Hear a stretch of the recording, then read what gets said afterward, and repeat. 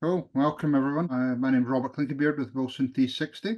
Super excited that you're joining us today. Just a little bit about, I think a lot of you probably know the services we provide. We fractional sales management. We do fractional CFO work, COO work, peer groups, strategic planning. So we've got a full wealth of services we provide. So the client, of course, is the front and center of that. So once a client comes into our program, we'll then surround them with different experts to help them on their journey towards some type of a passive income, or maybe it's some type of an exit in the future. So that's the services we provide. So this is our Wilson 360 Plus program. This is for a new program we set up at the early part of this year. So again, it's a community program where a lot of our communication is done through Slack. But these are some of the benefits involved in joining the Wilson 360 Plus program. So it's a QR code there that people can click on and find out more. TLR, our annual retreat, is coming up in roughly about 4 weeks' time in Denver, Colorado. It's at the Four Seasons Hotel. Super nice hotel. We are now probably increased our members that are joining. We've increased the number of sponsors. We now have 40 plus companies who have all signed up. Tweaking the agenda right now, but really, really exciting to have. Obviously, nice to be in Denver at that time of year. So if you're still interested in coming, we are getting really, in fact, I think tomorrow might be the last day for the room block expiring. So sign up as soon as you can and join us in Denver. Commercial Landscape Podcast. Jhana was on a few weeks ago, had a great session in a podcast. We do weekly podcasts. If you're interested in being a guest or becoming part of that whole program, then again, use our QR code there. But something I love doing, I think we've now done 170 episodes and building our audience. So yeah, really exciting to be doing this really great program. Going into the next one, save the date. We're not going to do a webinar in July because of our thought leader retreat, but we do have our first boot camp coming up. I'm a good friend with Greg Crabtree. He wrote a book called Simple Numbers. So he's going to be doing a workshop. We'll probably have Steve Steele joining us, sponsored by Boss LM. We're going to do it at the Botanic Gardens in St. Louis. Super, it's just got renovated. So it'll be a one-day workshop. So people come in on the 15th for dinner and then do a full-day workshop on the 16th. We'll probably do some type of behind-the-scenes tours at local sports facilities, Botanic Gardens. So look out for more information coming about that. So started as a CEO for multiple startups while traveling the world. I still love that story about traveling through a converted van through North and South America. After seeing countless founders stall out and trap themselves in without any proper operations, 3 years ago, Jhana decided to start her own company, Spyglass Ops. Since then, she's helped 100 plus businesses scale past the 7 and 8 figure revenue, and has been through operations consulting, recruitment, training, and what Spyglass Ops does, it empowers founders to simultaneously scale their businesses while regaining their personal freedom. I love that. I'm all about that. So, Jhana, welcome. Thank you so much, Robert. It's amazing to be here with you all. Hi, guys. You're in, I think you said you were in New York right now? Yeah, I'm normally based in Salt Lake City, but I'm currently in New York City visiting my sister. Cool. Well, welcome. We're Yeah. excited to hear what you have to share today. Yeah. Thank you. Cool. I'll just jump right in, Robert. Does that work? Yeah, and then just in terms of Jhana loves this to be engaging, interactive. So I know a lot of you are shy typically towards the beginning, but either put your hand up, put your questions in the chat, engage as much as you can. That's why Jhana is here to help all of you out. Absolutely. And guys, towards that, I love seeing faces and like I'm not speaking to an endless black sea. So if anybody who's able to can turn their video on, Would love to see smiling faces, and we will go ahead and turn this into a conversation. I really honor anyone who takes the time to show up live. And so I want to make sure that everybody here is walking out with value that they can immediately turn around and apply to their own business and their own situation. So it's good to see you all. Let's jump in. So I am here to chat with you all today around what I call the operator magnet, specifically how to hire an A player second in command operator for your business. Just so I know who's in this room right now, how many of you guys are thinking about or maybe are actively hiring for an operator or a key role within your business like the next 3 to 6 months? Go ahead, drop a me or drop a 1 in the chat just so I can see who is like really in the middle of this. And this is very timely information. Aaron, you are? Okay, perfect. Cody, amazing. Anybody else? Cool. So we got a couple of people who are actively doing this hire. And how many of you know that you need an operator at some point, but maybe you have some questions around like, who is that person? When do I need to make that hire? I'm more here because I'm trying to get the information, but I don't know how immediately applicable it is. Drop like a 2 in the chat if that's you. Nuria, hopefully. Okay, perfect. Yeah, okay, so a couple of 2s. That makes sense, guys. So I want to answer both, right? First off, when do we need to hire an operator? Who is that role? What would they even be doing in my business? So how do I know it's time to hire them? And then when we're ready, how do we actually go about getting this person in the door? So if it works with you, I am going to go ahead and share my screen. I've got a little presentation for you guys, but again, please keep this conversational, drop questions in the chat. I want to make sure you are all getting as much value as possible out of this. So this is a masterclass on hiring your operator, but this is also just a masterclass on hiring.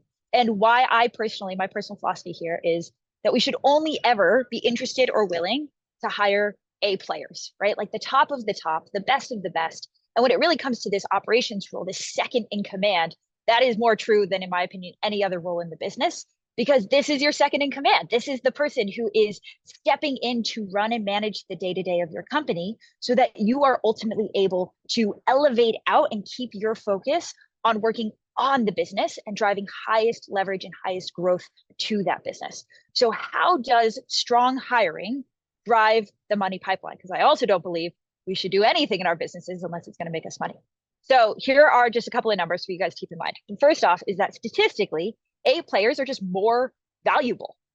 7 A players are able to do the same amount of work as 12 B and C players. They are more valuable. They are more productive. The same number of humans can get more work done if those humans are A players. Right now is also harder than ever to not just hire, but retain talent. 40% of new hires, just like industry-wide, company-wide, don't stay past the first year. People are moving through jobs faster than they ever have. And 65% of all employees are actively thinking about changing their jobs right now. Like that's just the fact. What would you do right now if 65% of your team just up and left? How detrimental would that be to your business? So it's not just important that we hire and that we put butts in seats, but we need to be hiring the right people who are aligned for long-term success with our company and within the role, because otherwise they will leave. And they have access to this global pool of employers who will hire them. It is easier than ever for them to leave. And so where before maybe us employers had the upper hand where somebody would be so lucky to work with us, I really believe that the power dynamic has shifted and that we as employers now have to earn the right to work with the best talent out there. And the very first time and place that you earn that right is in your hiring funnel. How you speak to that person, how you invite them to join your business, and how you invite them into the role. The cost of a mishire, the cost of doing this incorrectly, is really, really expensive. On average, 1 to 3x the annual salary of that person. So for an operator, that is, let's say, an 100K salary. That's anywhere from 100 to 300K flushed down the drain if we get the wrong person into the role. Because it's not just the invested time and energy and maybe an expensive recruiter finding this person. It's not just the time and energy training them, onboarding them. It's the opportunity cost. It's what the right operator could have done. The amount of growth, the amount of revenue and scalability that the right person could have brought into the business. But because we hired the wrong person, all of that growth is foregone. So it's a really expensive skill. And on the flip side, it's a really amazing opportunity when you get it right. So second in command specifically, because I know there are a few people in this room that are like, so tell me more about this operations role. This is just about me, but Robert did an amazing job, so we can skip that. What is the point of an operator? What is the point of a second in command? And again, guys, this is where we want to make it personal. So please, please, no stupid questions. Drop any questions you have in the chat. The right operator is the yin to your yang. They are looking at the same exact business that you are, but where you are seeing incredible revenue driving opportunities, new products, new offers, new ways of breaking into new markets. You're this visionary that is leading the business forward. Your operator is there to do two things. Number one, actualize on that vision, right? Take your incredible ideas and turn them into a set of systems and team that can actually get to where you are trying to go, and do that as efficiently as possible. So when I stepped into my very first business as a COO, no idea what I was doing, by the way, but I looked around and I was like, hey, your billing system seems really inefficient. What's going on there? And when I looked closer, I learned that it was actually leaking 50K every single month out of that company, just through like clerical error. They just had a non-automated billing system, and it was leaking and it was flopping. It was costing them an enormous amount of money. I found issues in how they were optimizing their marketing and their ads that was costing them 10, 20K a month, right? So as an operator, I'm looking at the same exact business that you are, but I'm seeing it through the lens of inefficiency. Where is this company losing money? Where is it losing time?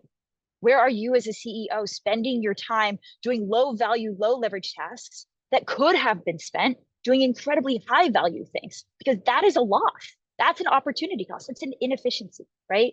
And so the best operators that I know combine their skill sets with the visionaries that they serve. So that one is driving growth, they're focused on top line. The other person is driving efficiency, they're focused on the bottom line. And the gap between those two things is profit. Does that all make sense, guys? So we had a client that he hired in a COO, and that COO found 100K in his very first week that was leaking out of the business, right? This is money that was actively being lost every single week up until then. But by bringing in the operator, all of a sudden it was found because they brought in the lens, that person, that expertise that is specifically trained to find it and to close those gaps. Any questions, guys, in terms of the role of an operator? And then maybe the final question to answer is, when should I be thinking about hiring this person? Like any other role, there are levels. So when I say operator, most people think COO, and that's a really scary thought because COOs are expensive, aren't they? And so I have to wait until I'm, a multi-seven-figure business in order to afford and hire a COO, right? Not at all, guys. Just like any other role, there are levels. There is an entry-level operator. I would call that person an ops manager. And I think you are able to and should afford an ops manager when you're doing anywhere above 50 to 100K per month, right? So hire the level of operator that is the right fit for the size of the business that you have. Because if you were a 50K per month business and you brought in a six-figure COO, no, not only is that way out of your budget, but you actually don't need an operator with that level of skill and expertise. That's like hiring in, the metaphor is escaping me right now, some really expensive CMO when all you're doing is like sending 500 cold emails a day, right? Hire for the level of expertise in the department that you need. So an ops manager, which this hiring funnel will find an ops manager all the way up to a COO, hire the level of operator that's the right fit for your business. Any questions, guys, around how to determine who that operator is? Yeah, Robert. Hey, I actually talked to a client yesterday, and they seemed to be having a heart attack around potentially hiring an operator that was going to be paid more than them. When you take into salary plus all the other benefits, and they were definitely having some major heart attack around that. But you're right, when you talk about that, hiring that A player that are often better than them. Do you see that often in companies where that's maybe one of the sticking points, is that salary range, that package? Great question. We can talk through a couple of strategies for finding talent at cost, but my personal philosophy is I want to hire everyone in every role who is better than me, right? If I'm going to go through the problem of hiring somebody, I want that person to be an absolute expert. Now, does that mean that they get paid more than me? Not necessarily, but in the experience and the expertise they bring to the role, absolutely. And so be willing to invest in A player talent. Like I said, 7 A players equals 12 B and C players. You'll actually save money by paying an A player slightly more, but they get twice the amount of work done that a B or C player would. And so be willing to pay fairly for the role, but also understand that a more expensive salary doesn't guarantee that you're going to get a better result. Because we've had so many clients, Robert, who are saying, all right, I'm ready to shell out. 6 figures in this salary, and we get into their business, we take a look and we're like, yeah, you actually only need like a 75K ops manager, and that's going to see you through the next 2 years, right? So yes, be willing to pay for the level of talent that you need. We've got some questions in the chat if you want to go through it. Perfect. Yeah. So Nuria, if I understand correctly, is the operator role ideally separated into 2 roles, top line and bottom line focus? Is the operator ideally 2 different people? Amazing question. No, let me clarify that. You as the visionary CEO are the top line person, right? If you could drive and put all of your focus and time, Nuria, on top line revenue driving activities, how much faster would your business grow? Now, in order for you to be able to do that, somebody else has to be looking at the bottom line. That's your operator. So when you're focused on top line and they're focused on bottom line, then profit margin is able to be maximized. Does that answer your question? Cool, perfect, great question. Willard, how do you know when you're hiring an operator that is too high or too low? Great question. This is where it really comes down to like the specific use case for the business. So I can give you guys some general kind of revenue ranges, but one of the very first things that, for example, we do with our clients is we come in and we actually do an audit of the business so that we can answer that question for them, because it is a tricky one. An ops manager, that's your entry level operational hire, guys. Generally anywhere below 7 figures, you're looking at an ops manager level hire. Because at that point, an ops manager, what their job is to essentially focus on the day-to-day systems, optimizing those systems, and making sure the day-to-day can run, without friction. But you're still there, also very much focused on building the business because the team is very small. So an ops manager is a great fit at that size. When you get into the 100 to generally 300K per month range, that's when we start to see a head of operations. So that's a middle management level operator. That's the next level up. And a head of operations is really bringing in managerial skills. So they don't just understand systems and how to create an efficient business, but they need to understand how to build a team, manage a team, and get that team bought in on the systems so that they're moving as productively and efficiently as possible. A head of operations is able to take really that day-to-day management off of your plate. And then above that, 300 to 500K per month. And if you're above 500K per month, then I really would be looking at a COO. And a COO is the right hire to make if and only if you need somebody who has what I call the batteries included experience. You have such aggressive, ambitious growth goals. You are going somewhere that you have never been before, and you want to essentially bring in a partner who has been there, done that, and can show you the way. They are a decision-making partner to you. They are an equal collaborator with you. They're not working for you. You guys are building this thing together. If that's you, then a COO would be the right hire.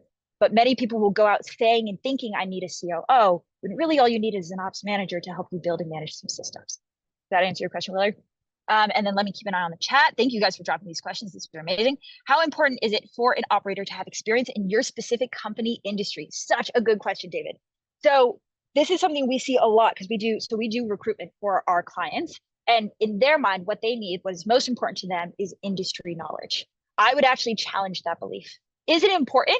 It is if you want this person to move quickly, right? It is way helpful for somebody to come in, having worked at a business just like yours, knows exactly what you need and can plug that in.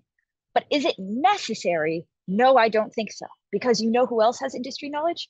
You do. And so what is most important in my mind is, does this person have the right operational lens? Because guys, we do operations consulting for all types of businesses, everything from marketing agencies to real estate to once we did it for a refurbished forklift business. And you know what? The operations were pretty much the same. So if this person is bringing operations to the table, that underlying lens that understands systems and team and efficiency, you can train them up pretty quick in the industry. That's actually significantly easier to teach than trying to give them the operational lens, because let's be honest, you're not an operator, so you can't teach them that. So if I had to choose, we're talking about budget here, right, Robert? If one of the ways of making this hire cheaper is to sacrifice one or the other, right? To downgrade the level of experience of the candidate you're looking for. And if I could only pick one due to budgetary reasons, I would look for somebody with the operations skill over looking for somebody with industry experience. Does that answer your question, David? Is that helpful? Cool. These are great, guys. Let me just look at the chat. Yeah, my question is focused on that higher end operator, second in command. Yes, if you're hiring that full-fledged COO, then you have the budget, and I would absolutely pay for somebody who has experience in your industry, and ideally somebody who has experience leading a business through the stage of growth, David, that you're about to get into. So if you want to grow from 500K months to $1 million per month, find an operator who's been a part of, maybe they weren't the COO, but they were a head of ops, right? They were a part of the leadership journey of a company that went through that growth, so that they can bring that lived experience into your business and help guide you through that. These are great questions. All right. Amazing, guys. So who is an operator? When do I hire? What level of operator do I hire? We good on that question? Should we get into how do I hire? Looking at the chat, all good? Okay, let's keep going. So a couple of best practices to keep in mind. And this is true of hiring operators. This is true of hiring, I believe, any role, especially in the modern, mostly remote work environment. Number one, we've already covered. We need to earn working with our A players as much as they need to earn working with us, which means that it's on us to put in the effort to build a really good hiring funnel that's going to attract the right talent. The second best practice here is hiring from what I call abundance and patience, not scarcity and urgency. Most smaller businesses tend to hire from urgency. We wait way too long to bring in this hire. It's so painful to not have this person.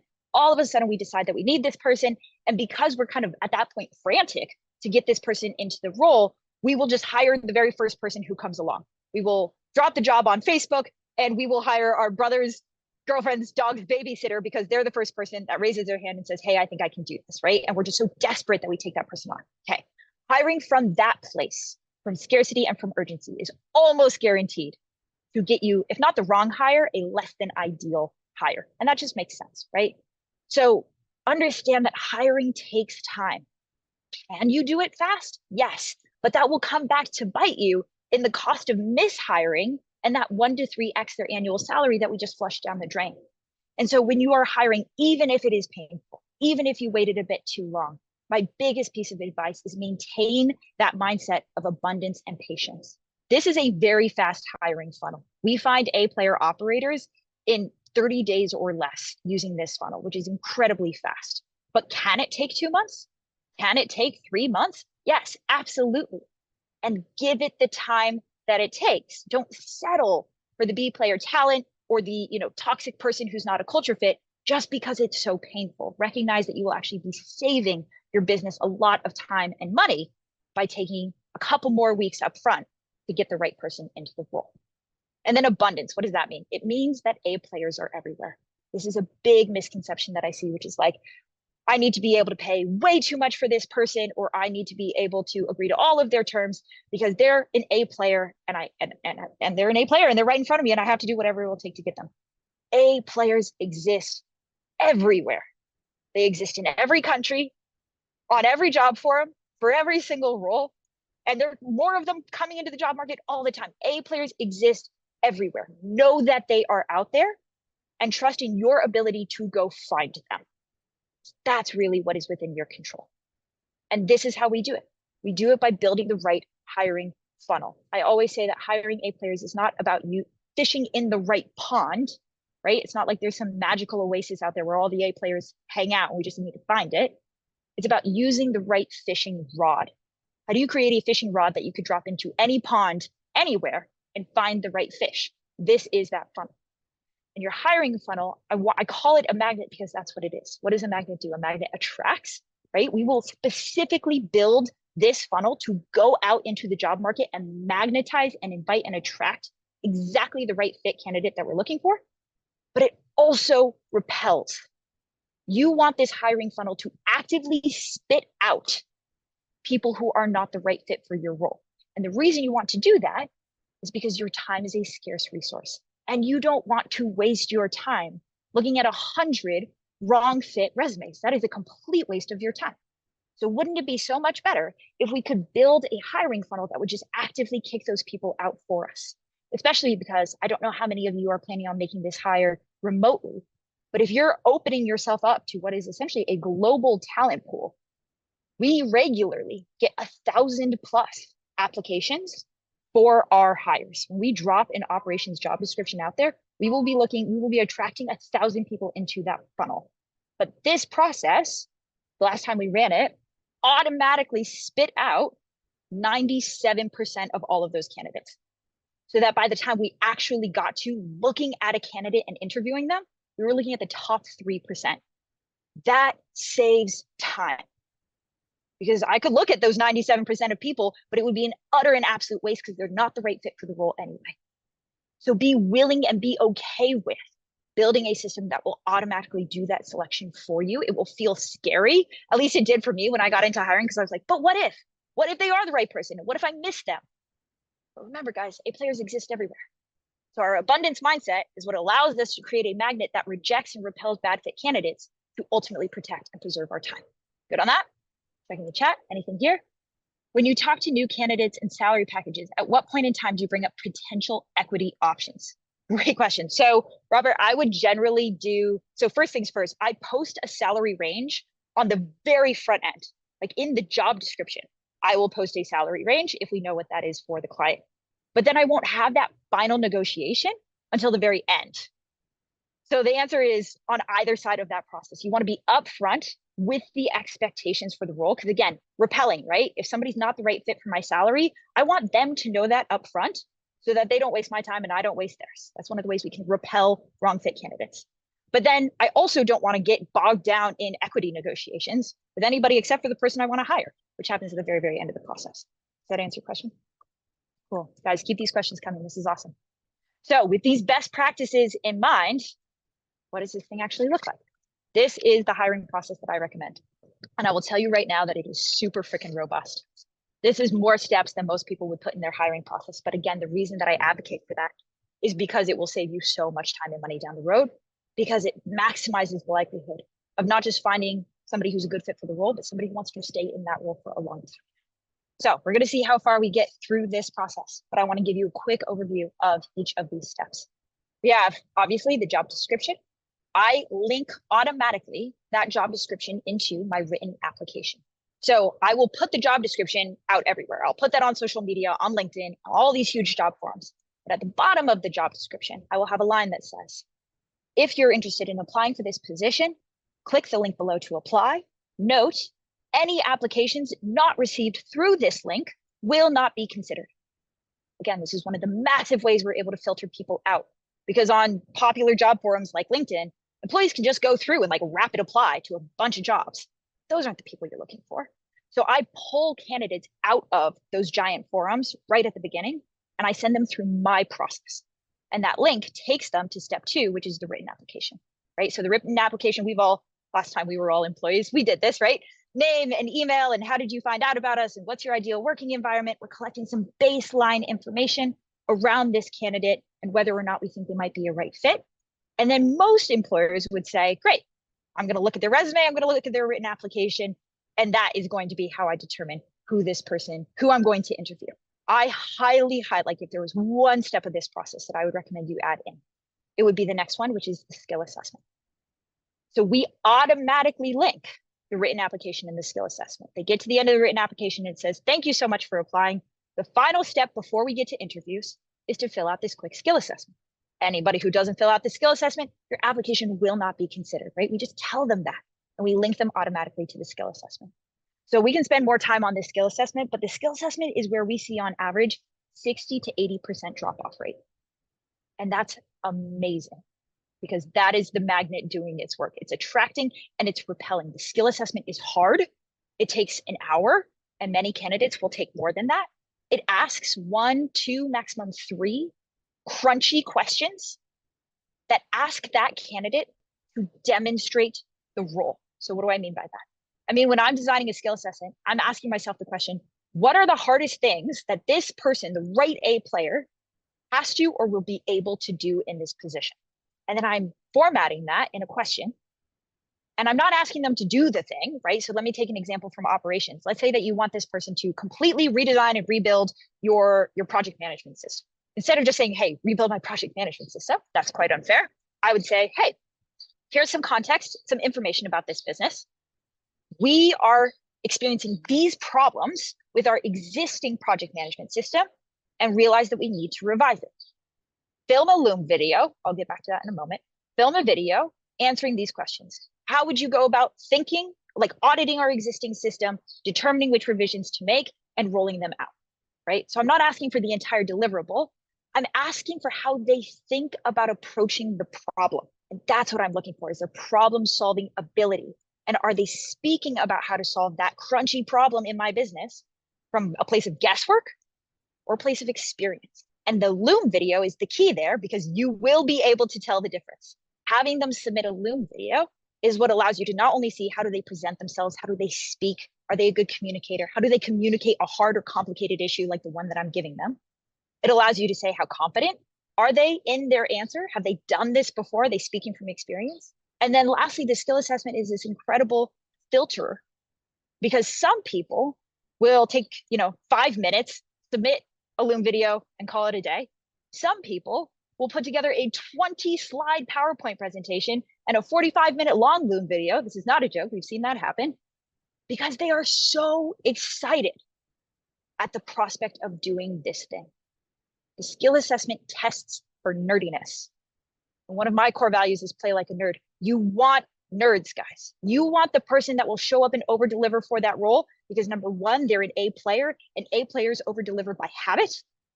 And two, they're just so excited to do the thing that they couldn't help themselves, and they delivered this incredible result. So not only is the skill assessment like only 20% of your candidates are actually going to fill it out, but of those 20%, it will be so obvious who is the qualified fit because they've done the role and they know how to do it, who loves this type of work because they showed up and they over deliver for it, and who is that A player who just shows up and over delivers as a habit. That's what you're looking for. And that's who we interview, because that is 3% of the candidate pool that you're left with. Okay.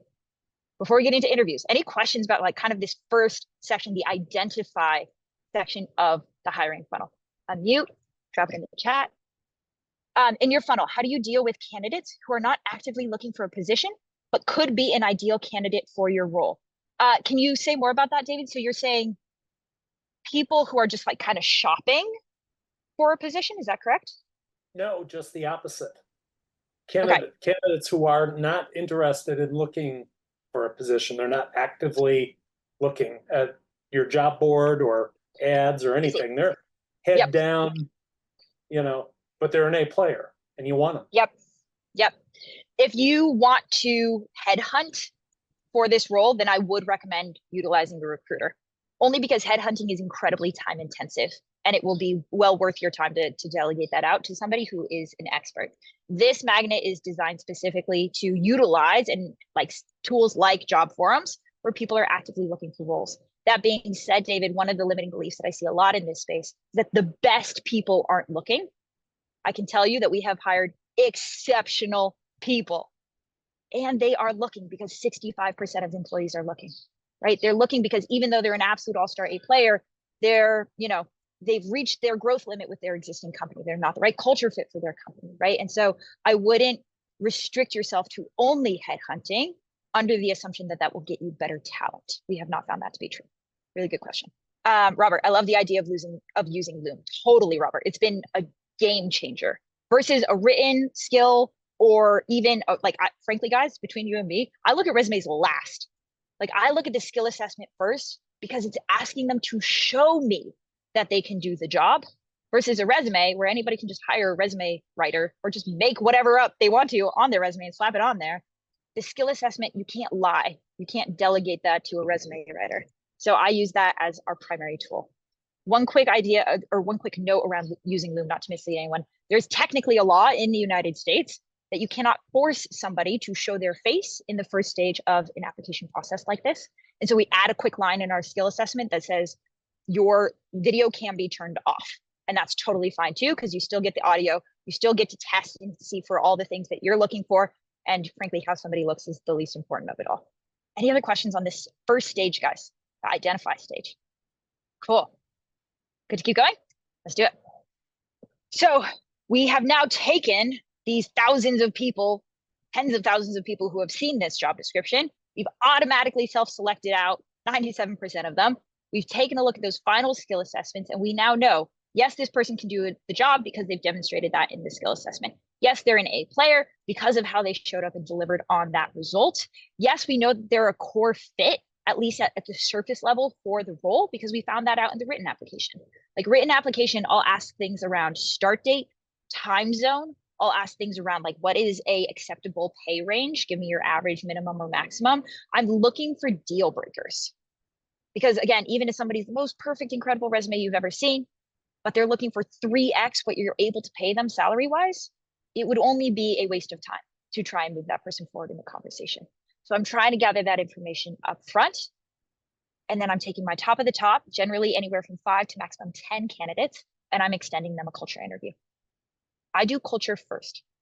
Why? Because this is a funnel. And the goal is to protect your time, meaning you want to kick out as many people as possible as early in the process as possible. And culture is a better filter for that than skill. There are way more incredible, talented COOs out there than there are culture fits for my business. So I want to go by the biggest filtration system first, which is culture. I put culture first as well because it's really easy to fall in love with a candidate. We fall in love with their resume and their skill set. And when we do skill first, we're like so in love with this person. But culture, in my opinion, is a non-negotiable. And so I don't want to get through that process, fall in love with this person only to realize that they're not a core value fit. And then it gets way harder to kick them out and say no. But culture is an absolute non-negotiable. So we put that first. So my best practice when it comes to a culture interview is number one, obviously you're going to take all of your core values, and that's really what you're testing for in this interview.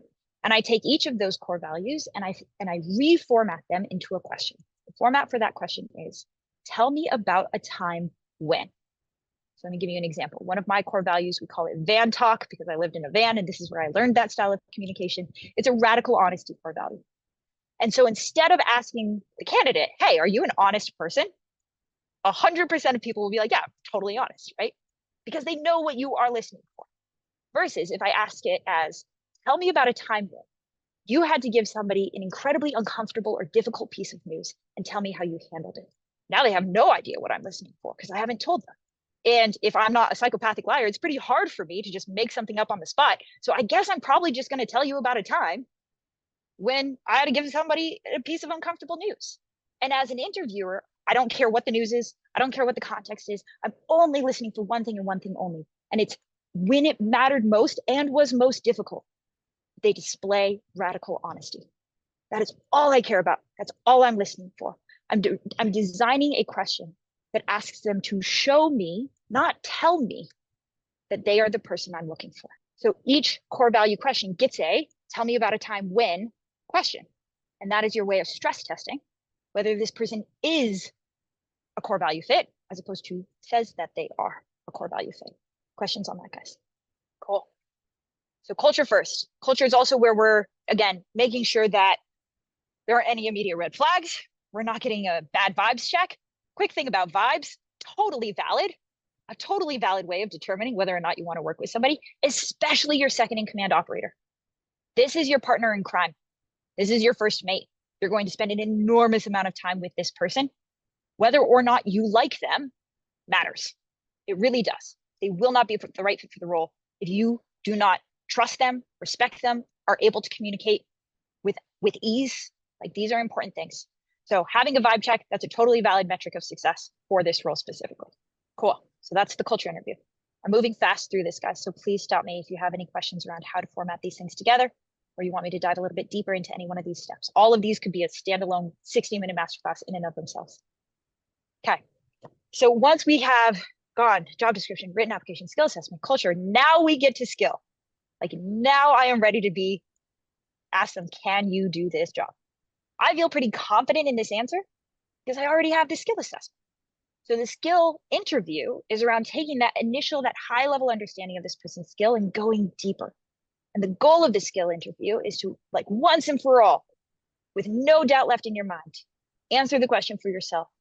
Can they do this job? Because this is the final step here. You'll see is the reference interview. This is the last time you're going to talk to them.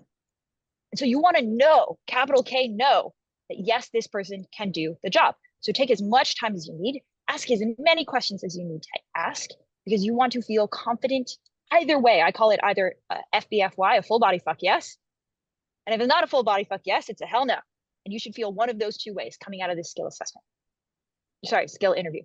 So you're getting really clear on what can an A player in this role do? And then designing questions to specifically stress test for that. Willard, you asked a great question. What's the difference between the skill assessment and the interview? Fantastic question. So the skill assessment, we're asking maximum in that skill assessment 3 questions, generally like 2. So we're asking for kind of a deep dive into 2 core topics of what this person would be doing in their role. The skill interview is where you have a time to go a little bit wider. So we asked 2 of the 5 key outcomes or deliverables that this person's going to be responsible for. I'm going to take time in the skill interview to make sure that I've hit on those other 5, those other 3. I'm going to take time in that skill interview to, if I have any questions about how they tackled the skill assessment, dig deeper on that. Maybe give them some critical feedback and see how they handle real-time feedback. See how, if I introduce a new piece of information, that changes their answer, right? So I'm stress testing the answers that they gave me in the skill assessment. I'm fleshing that out with them, engaging in a conversation with them about it. Again, all the things I'm testing for here is like, do we communicate well? Do we collaborate well? Do they take feedback well? I'm asking and testing for all of these things. And then I'm making sure that in breadth, they can do the full scope of the role. So one thing that I didn't have time to really dive into today, guys, we can spend more time on it if you need, is that before I start any of this, I build what's called a job scorecard. And the job scorecard is very simply a definition of an A player in the role. And that job scorecard, one of those sections is outcomes. What are the outcomes that an A player in this role would be able to achieve? And the skill interview is where I'm making sure that they can check every single box of that outcome section. Because I don't want to hire someone if they can only do a 75% of the job. I'm hiring somebody who is the right fit A player that I'm looking for. So obviously skill assessment looks a little bit different for every role, for every company. Having that job scorecard ahead of time allows you to customize the answers or the questions in this interview, because you're looking for not just a great COO in general, but a great COO for my business. Because maybe I don't care that they were this incredible COO at a company 5 times bigger than I, but they've never worked in a small, scrappy startup where we're working with a ton of restrictions and constraints. I see that all the time. I see incredible operators coming out of the military who have a really hard time adapting to the loose, chaotic, fast pace of change in a startup environment, right? So a resume is not enough, because somebody could be a phenomenal fit somewhere else and be a terrible fit for your business. So customizing this hiring funnel is what allows you to make sure they're not just a great COO, they're a great COO for me. Does that make sense, guys? Any other questions on how to determine that? Good on this? Okay. The second to last step, we're almost there, is the reference interviews. I am shocked always by how many people skip reference interviews. Reference interviews take 15 minutes of your time and could potentially save you $300,000. It is worth it. It is always worth it to do a quick reference. And the goal of a reference is that it should be boring. You should get no new information, because what you're trying to figure out in a reference interview is, are they the person that they told me they were? You're just looking for validation. You're just looking to make sure that, like, at this point, you have so much data on this person, you think you really know them. And the reference interview is to just reflect and validate back that, yes, you do. If a reference interview is surprising, there's new information that is uncovered or unlocked, that is actually a warning sign. It's something that needs to be double clicked on. It's something that you need to get more information into, right? Like, oh, they didn't tell you that they were fired from their last job? No? Great. That's something that I would like to have more questions for you about, please. And then maybe you have to go back to the candidate because they did not share that information and I want to know why, right? So your reference interviews and making sure that you're not making a giant mistake. And the best way to know that is from the people who have already worked with them. For anyone in a leadership position, I recommend collecting references from a former boss, a former colleague, meaning somebody that they were working alongside, a peer, and then a former subordinate, somebody that they managed. Anybody in a leadership role, I want to speak to a member of their team because they will tell you what that person is like as a manager or leader, and I want to know. So reference interviews, super quick. I get anywhere from 3 to 4 per candidate that we're looking at. And again, that's a lot, but it's okay because at this point, we're down to our top 2, maybe 3 top pick candidates. Any one of these people, I'm feeling that full body fuck yes. I think any one of them would be an incredible fit for the role. That's the ideal place that you find yourself at this stage of the process. It should be hard to choose who you give that final offer to. That's what you want. And David added, don't delegate reference checks to an HR or recruiter or an assistant. The hiring manager should do this. Absolutely. Because you need the person who was on the interview and has all the data about the candidate to be cross-checking that against the reference. And do those two stories line up? That's all we're looking for. Jesus asked, for reference interviews, how do you make sure you don't just call someone that the candidate specifically curated and is a friend or a bud? Fantastic question. So Jesus, you can specifically request people that you want to speak to, right? And you can do that more generally, like a boss, a colleague, and a subordinate. Or at this point, you've seen their resume, you've talked to them about so many different use cases in their working experience. It is totally fair for you to ask about specific people or specific jobs. Hey, I want to talk to your boss at your last job, right? A players will have no problem with this because everybody loves them and loved working with them because they're A players. B and C players, if they get nervous or cagey or they just ghost, that's generally an indicator that they weren't the person they were presenting themselves to be. Super good question. Awesome. So at this point, guys, we've done all the work. Again, it is robust, it is intense, but we are so supremely confident in these final candidates that we're looking at. And we make our final decision, and then we are closing them. Remember that we have to earn the right to work with our best talent. And so don't misunderstand, you are a salesperson in this final conversation. You now know that you want them to work for you, but why should they choose you versus potential other job opportunities that they might be looking at? And so while you want to hold on to, right, that respect, that authority, they're selling you, you're selling them. And that's the final conversation. And so when I'm giving somebody an offer, I don't send them an email, I call them, or I'll shoot them a Loom video expressing how excited I am to, oh my God, I'm so excited. I am so excited to offer you this role right now. Let's hop on a call. Let's negotiate any final details. I'll shoot you over the offer letter and let's get started right away, right? At that is this stage, Robert. This final stage is where I will do the compensation negotiation. And guys, we haven't talked about comp yet. So if you have any questions around comp, specifically for operators, really just comp best practices in general, let me know. But we know that we're within range because we already stress tested for that at the beginning. And now we're just picking final numbers. What I will say is that if somebody is coming in with a number way higher than what you expected or what you think that you can meet them at, but still within range, like you think you can make it work, I would advocate for a 90-day probationary window. Meaning, hey, here's what I can pay you starting today. And we're going to negotiate that and agree on a number there.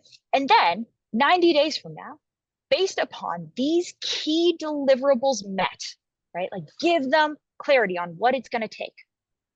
I am more than happy to unlock this raise. So that can be a creative way of closing a gap.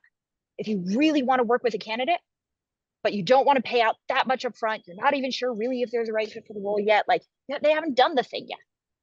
So bringing them in, giving them a set of deliverables, and then 90 days from now, you know that you want to work with me, I know that I want to work with you, and we'll reopen negotiation, or I will commit to paying you a certain amount. All right, I know compensation's a big one, so let's pause there for a moment. Any questions around comp?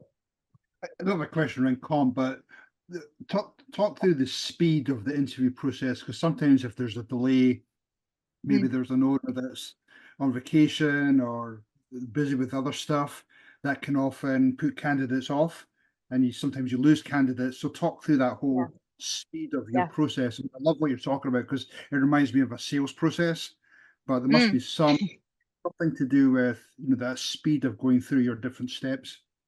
Yep. So generally, we'll see somebody complete that first stage of the process within at max a week, because the skill assessment is robust. So you have to give them enough time to set aside an hour or two to fill it out and do it. So I will let my entire hiring funnel run for a week without looking at it and without touching it, just to gather enough candidates that I now have something to review and something to look at. From there, ideally, I've created a nice pool of qualified candidates to pick from, and then I'm able to move those candidates through relatively quickly. So depending on, again, urgency and speed, how quickly you need this person in the role, you could knock out the culture and the skill interview in 1 week, right? So a week to run and let the candidates start to gather and accumulate, 1 to 2 weeks generally, and then a week to do the interviews, and then a week for final negotiations. Like we have found incredible, like 250K COOs in 30 days or less. That's incredibly fast, but this process helps you speed it up because you're not wasting any time on wrong fit candidates. On their end, they're on vacation, they get sick, et cetera, et cetera. So I always just maintain proactive communication. If a hiring funnel is getting dragged out, then I will go back to, I'll just have my team send a bulk email to all the candidates left in the pipeline saying, hey, we're experiencing delays on this hiring funnel. Still very excited to move you forward in the process. Thank you for your patience. So that they know, right? Like they're juggling multiple offers, that kind of thing. And that proactive communication helps them make their own decisions too. Cool. Thank you. Yeah. Aaron, are there typical tiers of compensation to revenue for mid and high level operators? Yes. So Aaron, I have an entire tool that we provide our clients with on operator compensation specifically. So absolutely let me know if you want access to that. I'm happy to share it. The short answer is that for most operators, their compensation is going to be some combination of base salary. And if they're an entry level operator, I would stop there, like just base salary. If they're a more advanced head of operations or definitely COO, then having some sort of performance compensation is not only recommended, but it's actually expected, because your COO is your partner in crime. They should have skin in the game. And so for most operators, I would recommend attaching their compensation not to revenue, but to profit. Because again, you're the one driving top line. That's your focus. You're the revenue driver in the business. You're that engine. Their job is efficiency and bottom line. And so if they can maximize profit from the bottom line, they're doing their best work. So if I was to choose a North Star, I would choose profit over revenue for that reason. Not that you can't do revenue, but I think profit is more in their control. Other metrics that are great for operators, revenue per head is a good one. Revenue per head is a team efficiency and productivity metric. And if you know that you want your team to be more productive, more effective, more efficient, that's a good North Star to measure that by. Or you can choose deliverables. So instead of doing, hey, I'm going to pay you a percentage of profit, say, hey, these are the top 3 deliverables that need to get done this year. And each of those deliverables has a certain weight. If this deliverable is accomplished as measured by XYZ thing, it's $5,000. You can do it that way as well. Willard, I have heard people say that they want to work with people that they have worked with, meaning that they prefer to have a trial project that they provide while they are still interviewing. Have you tried that kind of approach, and do you think that is helpful or just too much work? So that is, I try and get the 80-20 of that data, Willard, from the skill assessment. The reality is for operators, they're not freelancers, right? And they don't have a lot of time laying around. And so operators, in my experience, are also quite stability and security oriented individuals. And so the idea of doing a 30-day trial project is at odds. Where an entrepreneur might be like, oh yeah, that makes perfect sense, easy. An operator is like, I have this stable and cushy job over here, so maybe I don't need to sacrifice that in order to take on this side project. Like, that's not attractive to me. So the skill assessment, I think, will get you the 80-20 of the same amount of data, but do it in a way that's viable and interesting for a candidate to go through. Also, you don't have to pay them, which is great. Nuria, can you share some best practices and worst practices on compensation for the second in command as it relates to specific structure of salary, performance-based, potential equity? Yeah, I guess the final thing around equity, for high-level COOs, there will be an equity conversation, and that will happen up front. But pretty much every other operations role, I would highly recommend not putting equity on the table immediately. If they want a performance side to their compensation, absolutely have that conversation, but attach it to revenue, to profit, to revenue per head, something that where they're going to get a percentage of the success that they create, but they're not taking a percentage of your business. And then an equity conversation is something that could take place later. My recommendation is no earlier than a year into working with them. Because it really does take 6 to 12 months to know that this person is not just the right fit for your business today, but they're going to be the right long-term fit for your business and where it's going. And that's really what equity represents, right? I'm locking you in and giving you a piece of my business so that we go the distance the next 3 to 5 years together. I'm not going to know that within 30 days, 90 days, and you're not either. And so I'd rather pay you more upfront in that very first year than sacrifice a piece of my business on potentially the wrong person. Great questions. Guys, these are awesome. Anything else? I know we're right at time here. I do have just a couple more minutes if there's any final questions. Otherwise, I just want to say thank you so much. David, do you know or worked with companies following EOS? Yep, and the COO integrator role, if you've had experience with this, how important is it for hiring a person working in another company using EOS versus hiring from within for that role? So I would recommend hiring for like an EOS specific integrator only if your business runs on EOS. which makes sense, right? EOS is not intrinsically a superior operating system to anything else. EOS integrators aren't better than other COOs who don't have experience in that one system. But if your business runs using EOS, it'll be easier for somebody with prior experience with that system to just get up and running quickly, as opposed to having to learn it from scratch. So is it a need to have? No, it's not. It's a nice to have, especially if your business is already utilizing EOS. But like, it's pretty easy for an operator to read traction, be like, yep, I get it, makes perfect sense, and away they go. Like, it's not groundbreaking. Cool. Yeah, I would echo Willard. Please unmute yourselves, guys, if there's any final questions here that I can support on. Nuria, for performance-based comp, in addition to metrics around profit, revenue per employee, or deliverable, how are some ways to structure comp based on free cash flow or longer team performance in cases where there will be a 1 to 2 year transformation of the business, and profitability may suffer in the short term? Can you give me an example of what you mean by free cash flow, Nuria? Yeah, so I'm thinking perhaps not the profit of or bottom line, but businesses that may be more capital intensive. Or let's say that in the first year, right, there may be a lower profit because I am making some changes in 1 or 2 years, and then profitability will be higher in the future, but not in the short term. Yep. So this is a general best practice for compensation across the board, which is that if I'm choosing a metric to attach compensation to, I'm going to go for the highest metric possible that is still within their control. Meaning, what is like the highest value add that this person brings to this business? Oftentimes in operations, that's revenue, that's profit. That is still within their control, right? And so if as a strategy, we are absolutely tanking our profit for the next 12 months, we're taking on debt, that's part of our strategic vision, that I'm not going to attach my operators' performance to profit. That is the most unfair, frustrating thing for them. And so I would instead choose a North Star metric that is within their control, Maria, right? Revenue per head might be a terrible metric if we're going to scale and build a team really, really fast. And that we know that that's going to be involved in what this person needs to do. So I would customize the compensation plan to not just that person, but the strategic vision for the business and what's within their control. And if there is no metric that adequately captures that, go to the deliverable structure, right? So 3 to 5 key deliverables for the year. So these are big, huge, powerful, valuable deliverables, and attach a weight, attach a finite amount to each of those. So they'll essentially get an annual bonus based off of how they do achieving these 5 things. Great question. Anything else, guys? This is amazing. Thank you for the awesome questions. Yeah, this is great questions here.